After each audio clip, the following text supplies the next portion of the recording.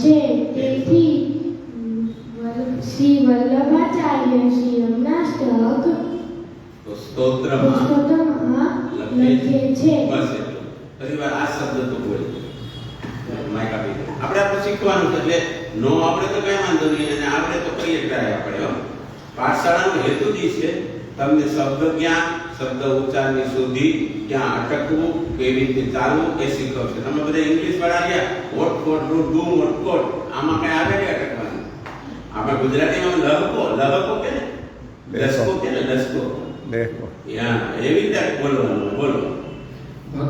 ભગવાન શ્રી કૃષ્ણએ વ્રજભૂમિ ઉપર અવતરીને શ્રી યમુનાજીના તટ પર અનેક અદ્ભુત લીલાઓ કરી છે. શ્રી યમુનાજી પ્રભુને અત્યંત પ્રિય છે.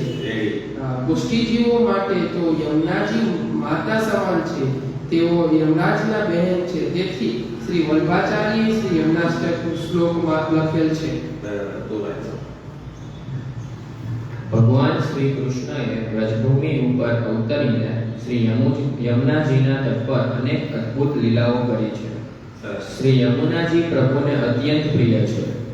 પુષ્ટિજીવો માટે તો શ્રી યમુનાજી માતા સમાન છે. તેઓ યમરાજના બહેન છે. તેથી શ્રી વલ્લભાચાર્યએ શ્રી યમુનાષ્ટક સ્તોત્રમાં લખે છે. હિન્દી ઇંગ્લિશ વાળા તો એટલે તરી તકલીફ પડશે માલ છે સરસ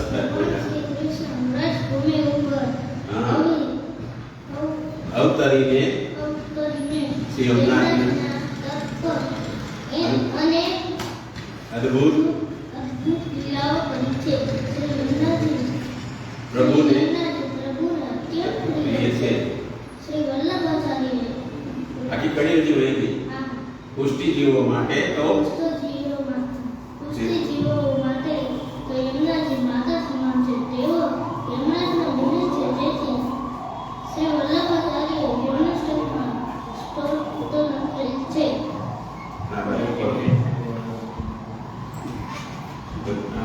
ભગવાન શ્રી કૃષ્ણ વ્રજભૂમિ ઉપર અવતરીને શ્રી યમુનાજીના તટ પર અનેક અદ્ભુત લીલાઓ કરી છે. શ્રી યમુનાજી પ્રભુને અત્યંત પ્રિય છે. પુષ્ટિજીવો માટે તો શ્રી યમુનાજી માતા સમાન છે. તેઓ યમરાજના બહેન છે. તેથી શ્રી વલ્લભાચાર્ય શ્રી યમુનાષ્ટક સ્તોત્રમાં લખે છે. સરસ બધા સરસ બોલ્યા. જો ભગવાન આ ગુજરાતી ભાષાની વાંચવાની એક ટ્રીક હોય છે એ શીખવી જરૂરી છે. ગમે ત્યારે આની જ્યાં પૂર્ણ વિરામ હોય ત્યાં ફૂલ સ્ટોપ કરવાનું, અલ્પી વિરામને અટકી જવાનું અને સતત આપણને આખી કડીમાં માનો કે લાંબુ પૂર્ણ વિરામ હોય તો વચ્ચે અટકી તો કઈ રીતે અટકવાનું. ભગવાન શ્રી કૃષ્ણએ જો આમાં અલ્પ વિરામ નથી પણ હોય તો શા માટે કે ત્યાંથી કંઈક વિશેષ કહેવા માંગે છે. શું કહેવા માંગે છે તો કે વ્રજભૂમિ પર અવતરીને શ્રી યમુનાજીના તટ પર અનેક અદ્ભુત લીલાઓ કરી છે. આ ફૂલ સ્ટોપ થયું. શ્રી યમુનાજી પ્રભુને અત્યંત પ્રિય છે. આ એક સાથે પણ બોલી શકાય તો તમને ફાવતું હોય તો બરોબર. પુષ્ટિજીવો માટે તો યમુનાજી માતા સમાન છે. તેઓ યમરાજાના બહેન છે. તેથી શ્રી વલ્લભાચાર્ય શ્રી યમનાષ્ટક સ્તોત્રમાં લખે છે નમોસ્તુ યમુને સદા તવ ચરિત્રમત્યદ્ભુતં ન જાતુ યમયાતના ભવતિ તે પયપાનત યમો ભગિની સુતાં કતમહંતિ દુષ્ટાનપિ પ્રિયો ભવતિ સેવના તવ હરેર્યથા ભૂપિકા. હવે આનો અર્થ છે બડા વાંચી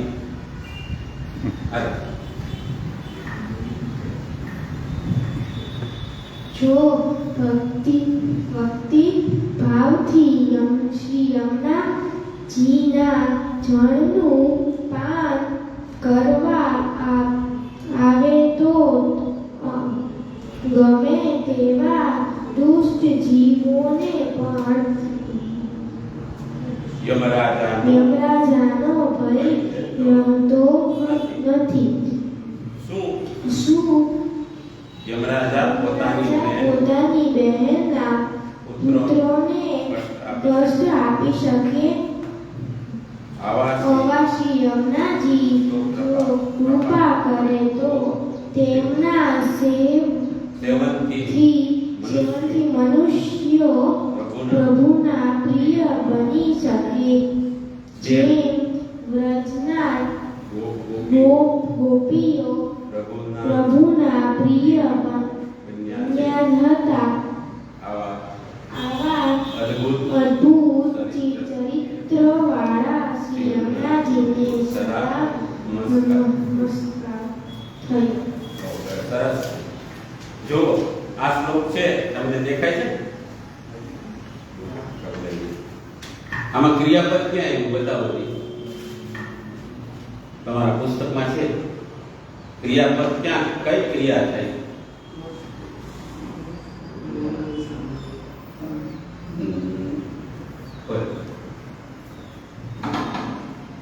પાન કરવામાં આવે તો ગમે તેવા દુષ્ટ જીવોને પણ યમરાજનો ભય લેતો નથી.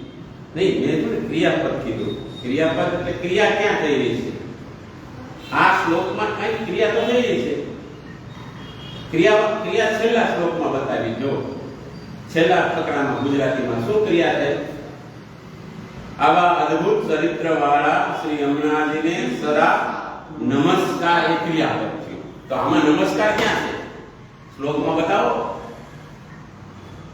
થયા નહીં, હજી બોલો. તમે માટે વિચારો. પ્રથમ શબ્દ છે નમોસ્તુ. નમ અસ્તુ, હું નમન કરું છું. છે ને? નમોસ્તુ. તો નમોસ્તુ ક્રિયાપદ છે. હવે યમુનાજી કેવા યમુનાજીને નમન છે? નમોસ્તુ યમને સદા. હું સદા યમુનાજીને નમન કરું. તો યમુનાજી કેવા છે? તો કે અદ્ભુત ચરિત્રવાળા છે. એમનું પૈપાનથી જો કોઈ પૈપાન કરે તો યમરાજાનો ભય નથી લાગતો. ફરી એને કે પ્રિયો ભવતી સેવનાર ગોપીજનોને વ્રજ ભક્તોને જેવા પ્રિય બન્યા એવા યમુનાજી જેનું પૈપાન કરશે એને પણ પ્રિય બનશે. હવે આને કેવી રીતે વાંચવું? જો અહીંયા છે ને શું કીધું? આપણે કોઈ કે ને જો તો ખરી એમ કહી છે ને, તમારા મમ્મી પપ્પાને એમ કહે ને જો તો ખરી આ કામ આમાં યમુનાજી કંઈક કહેવા માંગે. જો બોલ્યા ને, જો ભક્તિભાવથી જો સમજાવે છે કે જો ભક્તિભાવથી યમુનાજીના જળનું પાન કરવામાં આવે તો ગમે તેવા દુષ્ટ જીવો પણ યમરાજાનો ભય રહેતો નથી. આ વાક્ય પૂરું થયું. અહીં કંઈક કહેવાનો ઉદ્દેશ કરે. જો બરાબર. પછી હવે જો પ્રશ્ન આચાર્યશ્રીને અહીંયા બતાવી દીધો છે. શું યમરાજા પોતાની બહેનના પુત્રોને કષ્ટ આપી શકે?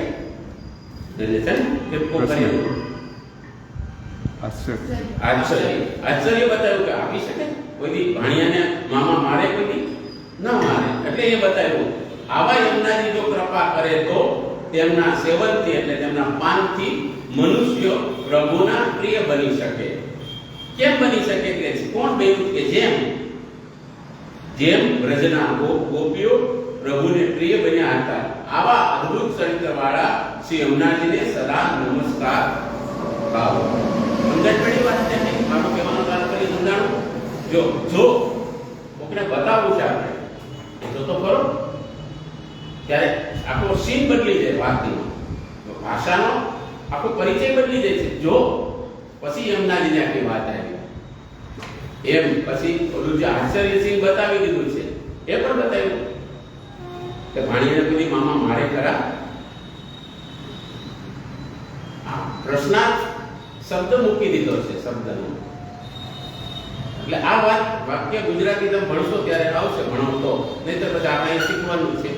અને આ રીતે યમુનાજીનું મહાત્મય શ્રી મહાપ્રભુજીએ યમુનાષ્ટક સ્તોત્રની અંદર 8 શ્લોકથી કહ્યું છે. અને 9મા શ્લોકમાં યમુનાના પાઠનું શું ફળ થાય એ યમુનાષ્ટકમાં આપણે મહાપ્રભુજી બતાવી રહ્યા છે. આવતા સમયે આપણે આવતા રવિવારે ફરીવાર આપણે બીજો શ્લોક લઈશું. આજે આજનો વિષય અહીંયા પૂર્ણ કરી. શ્રી વલ્લભાધીશ કી જય. દ્રઢઈન ચરણ કેરો ભરોસો, દ્રઢઈન ચરણ કે શ્રી વલ્લભ ચંદ્ર છટાહીન સબ જગમાં જય દેવો ભરોસો દ્રઢઈન ચરણન કે સાધનો નૈયા કરી જાસૂર્ય નિવેદો સૂર કા કહે ત્રિવિદ્યાધરો બિના મૂલકો ચેરો ભરોસો દ્રઢઈન ચરણ કે દ્રઢઈન ચરણ